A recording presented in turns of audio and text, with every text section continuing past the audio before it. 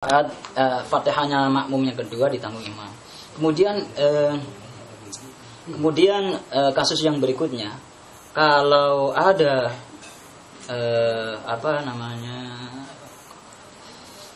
amma idza lam yashukka aw yatadzakkar illa ba'da ruku wa faqa imamahu wa ata bi raqati ba'da sanamihi. Nah, sekarang mungkin ada orang makmum jadi makmum, banyak pikiran, banyak masalah, banyak hutang, lupa baca Fatihah. Ingat-ingat, dia baru ingat ketika dia imamnya sudah ruku toh, dia ruku. Dia sementara dia ruku, astagfirullahaladzim, tadi saya nggak baca Fatihah tadi, tapi ingatnya sudah ruku. Kalau tadi kan ingatnya sebelum ruku. Kalau ingatnya sebelum imam ruku, maka dia baru selesaikan baca Fatihahnya. Kalau ingatnya, tapi ini ingatnya sudah ruku sama imam. Tidak mungkin tidak mungkin juga dia baca Fatihah sambil ruku tuh. Tidak bisa, bukan tempatnya. Maka dia menurut gerakannya imam, ikut saja gerakannya imam. Nanti selesai imam salam, dia tambahkan 1 rakaat lagi. Karena rakaat pertama dianggap tidak sah karena tidak baca Fatihah, karena perkara lupa. Jadi yang begitu itu, yang kalau perkaranya begitu tidak ditanggung imam karena dia lupa.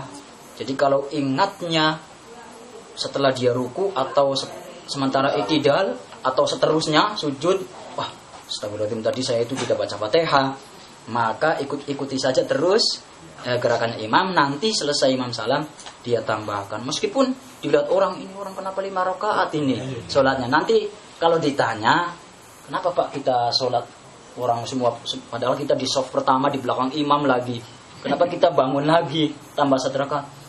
Iya, kasihan, saya lupa waktu rakaat pertama, saya lupa baca Fatihah. Saya ingat waktu saya ruku atau saya i'tidal atau sementara saya sujud. Nah, diutarakan ini alasannya. Oh, biar mengerti mereka, biar mengerti.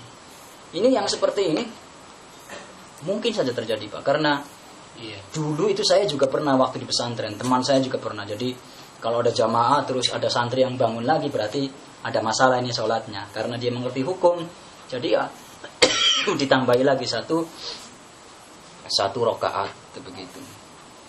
Kemudian kalau misalkan ada imam, kita jadi makmum, ini imamnya itu baca Fatihahnya itu lari panter tuh, cepat sekali dia, sehingga kita kan baca Fatihahnya lembek, misalkan makmumnya lembek, imamnya cepat sekali sampai tertinggal 2 rakaat lebih.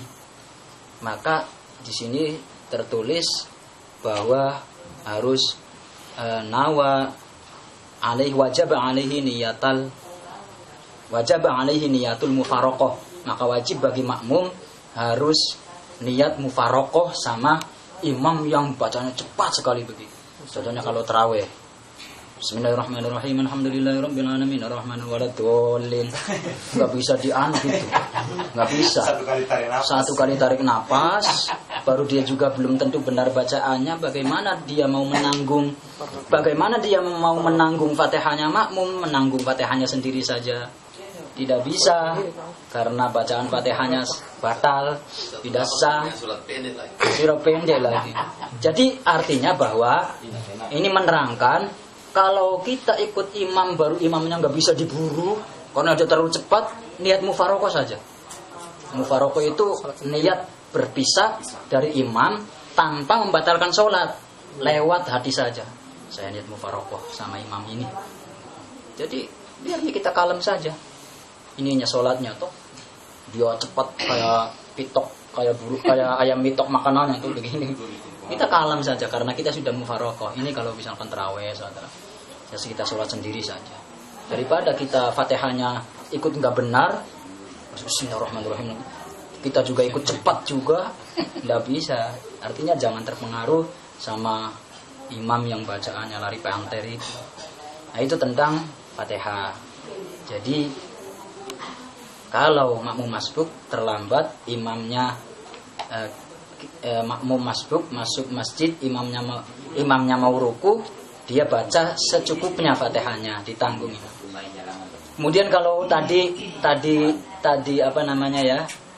ragu, lupa baca Fatihah, nah, setelah ingat imamnya baru mau ruku, maka dia harus kasih selesai semuanya. Nanti dia kejar imam, gerakannya imam dia kejar. Tapi kalau ingatnya sudah ruku, dia belum baca Fatihah. Kalau ingatnya sudah i'tidal, sementara i'tidal dia belum baca Fatihah, maka ikuti saja, ikut imam. Nanti setelah selesai imam salam, tambahkan 1 rakaat. Itu tentang Fatihah, tentang Fatihahnya makmum. Ini khusus tentang Fatihahnya makmum, supaya kita sholatnya itu kalau jadi makmum betul, benar. Daripada kita jadi mau masbuk, kita datang imamnya sudah baca surat terakhir, kita paksakan selesai toh Pak. Kita paksakan selesai baca Fatihah sampai selesai. Imamnya sudah i'tidal. Terus kita kejar ruku begini, ini nggak dapat rakaat. Karena syarat dapat rakaat itu dia sama-sama ruku sama imam dan dapat juga tumakninahnya. Dan juga dapat tumakninah. Jangan sebenarnya malah dolin, imamnya sudah begini, dia langsung begini toh. Terus dia anggap dia sudah dapat rakaat. Tidak itu. Syaratnya dapat rakaatnya imam adalah sama-sama dalam kondisi ruku plus tumakninahnya. Begitu, plus dengan tumakninahnya. Itu tentang berkenaan bacaan Fatihah bagi makmum, cara-caranya. Kemudian rukun sholat yang berikutnya adalah ruku. Setelah baca Fatihah kan pasti baca surat. Kalau baca surat itu nanti masuknya sunnah. Tapi sunnah yang artinya sudah umum harus dilakukan. Kalau tidak dilakukan aneh. Meskipun tidak batal, Pak. Ada orang jadi imam karena dia cuma bisa bacanya Fatihah saja. Belum bisa baca yang lain. Di musola pelosok mungkin dia baca waladhdallin amin, dia langsung ruku. Tidak ada baca suratnya. Itu tidak batal. Tidak batal karena bacaan surat itu tidak masuk rukun sholat, cuma sunnah. Tapi tetap saja kalau tidak dibawa, tidak umum begitu, tidak pantas. Tapi tetap masuknya sunnah. Jadi untuk yang kedua adalah rukun selanjutnya adalah ruku. Ruku itu adalah posisi setelah orang baca surat, kemudian makmum atau imam takbir, posisi ruku. Yaitu ruku itu adalah posisi tata cara ruku yang benar, yang sah Pak. Itu ayyan haniya bihaitsu yastawi dhari wa unuqihi wa yamudduhuma kasofihati wa yansabu saqaihi wa ya'khudhu rukbatayhi bikaffaihi wa yufriqu asabi'ahu wa yuwajjihuma nahwal qiblah. Nah, ini tata caranya ruku. Maksudnya kalau diterjemahkan, jadi pada ruku itu saya contohkan gerakannya. Ruku itu adalah jika selesai baca surat, ruku posisi inhina itu dia bungkukan badannya. Caranya pertama bungkukan badannya, lalu taruh telapak tangannya di lutut dengan dibuka, jangan begini, dengan yufroku, dipisah-pisahkan jarinya, jangan begini. Sunnahnya itu begini sunnahnya. Terus lututnya harus menghadap kiblat, jangan begini. Masa ruku begini, lututnya menghadap ke sana, Itu rukunya orang yang ada bisulnya di pantatnya. Jadi nggak sebab, harus rukunya lututnya menghadap kiblat. Lutut menghadap kiblat, ininya dibuka, harus di lutut Pak. Jangan di sini. Ini juga biasa sampai di tulang. Jangan begini. Di bawahnya situ. Nah, kalau di sini ini juga makruh, artinya tidak sempurna. Tidak dapat kesunahan ruku. Jadi jangan sampai terlewatkan, jangan sampai lewat lutut, jangan sampai juga di paha.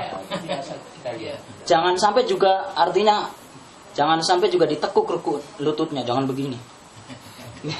Jadi yang paling benar adalah begini. Tangan harus lurus Pak. Ya. Iya, tangan harus lurus. Lurus, tangan luruskan. Harus lurus. Baru dibuka, harus lurus. Harus benar-benar diluruskan tulangnya. Di balik itu ada hikmah tentang kesehatan, Pak. Sebenarnya kalau kita sempurna rukunya, ada kesehatan di situ, ada namanya apa, trik-trik kesehatan di situ, titik-titik kesehatan, titik-titik refleksi. Jadi kasih lurus memang, kasih lurus, lututnya menghadap kiblat, jangan ke sana, ininya dibuka, terus apa namanya, luruskan bagian ini punggung, hingga kalau ditaruh gelas tidak jatuh. Jadi lurus punggungnya ini, punggungnya lurus. Kepalanya menghadap tempat sujud. Jangan kepalanya jangan menghadap begini. Nanti kalau kepalanya menghadap lutut, berarti tumpah air dan tidak lurus antara punggung sama leher, nanti nggak lurus lagi. Makanya harus lihat tempat sujud. Lihat tempat sujud. Nah ini cara ruku yang sempurna ini. Cara ruku yang sempurna, dibuka, diluruskan, ininya lurus. Tidak begini, tidak ditekuk begini, lurus. Ininya juga jangan begini, lurus, ditekan, ininya lurus. Matanya menghadap tempat sujud. Itu tata cara ruku yang benar. Punggungnya itu kalau tangannya lurus, rukunya juga lututnya juga menghadap kiblat. Begini, otomatis nanti punggung dia lurus sendiri, Pak. Punggung bisa lurus sendiri. Itu tentang ruku, tata caranya ruku. Terus ruku juga, di dalam ruku itu harus dikasih tumak ninah. Ada tumak ninahnya. Ruku itu harus ada tumak ninahnya. Kalau tidak ada tumak ninahnya, maka rukunya batal, tidak sah. Tumak ninah itu apa? Tumak ninah itu kondisi harus bersabar, kondisi bersabar sampai tenang semua anggota badan, tidak bergerak.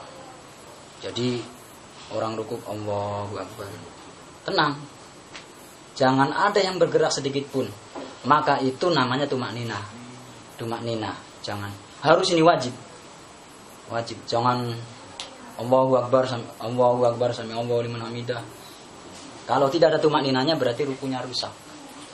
Sedangkan ruku itu rukun sholat, maka ketika rusak, ya sholatnya tidak sah. Kemudian kalau rukunya orang yang sholatnya sambil duduk, sholat sunnah atau dia lagi sakit ininya, dia rukunya yang penting dia punya wajah atau punya jidat harus melewati lutut. Ini toh harus melewati lutut. Ini namanya rukunya sholatnya orang yang duduk, harus lewat lutut. Jangan begini. Ini masih lurus lutut, harus dilebihkan hingga melewati lutut. Ini rukunya orang yang sholatnya sambil duduk. Kemudian ruku juga turunnya orang menuju ruku harus diniati ruku, Pak. Harus diniati ruku. Ada orang yang ruku tapi tidak diniati ruku. Nah, itu rukunya tidak sah. Contohnya begini, Pak. Ada orang sholat, baca suratnya itu yang ada sujud tilawahnya. Seperti kalau selesai subuh itu, subuh sholat Jumat itu, subuh hari Jumat, surat sajdah kan ada sujud tilawahnya ini. Yang ayat berapa itu ada sujud tilawahnya. Selain itu juga banyak, Pak, surat-surat yang ada sujud tilawahnya. Yang wasjud waqtarib falillahi wa'budu falillahi sujudu wa'budu. Jadi intinya dia baca surat yang ada tilawahnya, kemudian dia niatnya itu tadinya niat turunnya itu tadinya mau sujud tilawah, tapi dia batalkan. Udah jadi panelah, saya ruku saja. Oh, berarti begitu tidak sah rukunya, karena ketika dia turun tadinya niatnya mau sujud tilawah, tapi dia batalkan sujud tilawahnya. Tidak jadi balik. Ini sujud tilawahnya saya batalkan. Dia ruku maka itu tidak sah karena dia turunnya kepada ruku itu tidak diniatkan ruku waktu pertama turun. Waktu dia pertama turunkan badannya, dia niatnya tadinya mau sujud tilawah tapi tidak jadi, jadinya ruku. Maka batal ini rukunya, harus dia bangun lagi. Diulangi, dia diniatkan turun ruku. Dan harus tumak nina. Tumak nina itu tenangnya seluruh anggota badan dengan hati yang sabar, tidak tergesa-gesa itu. Dan bacaannya kan nanti masuk ke sunnah, yaitu subhana rabbiyal azimi. Kemudian rukun sholat yang berikutnya adalah i'tidal.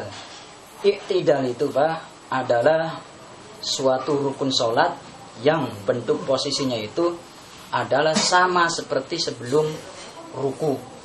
Jadi seperti berdiri. I'tidal itu. I'tidal ini masuk kepada rukun qasir. Jadi i'tidal itu setelah ruku, dia kembali lagi posisinya seperti sebelum ruku. Nah, begitu.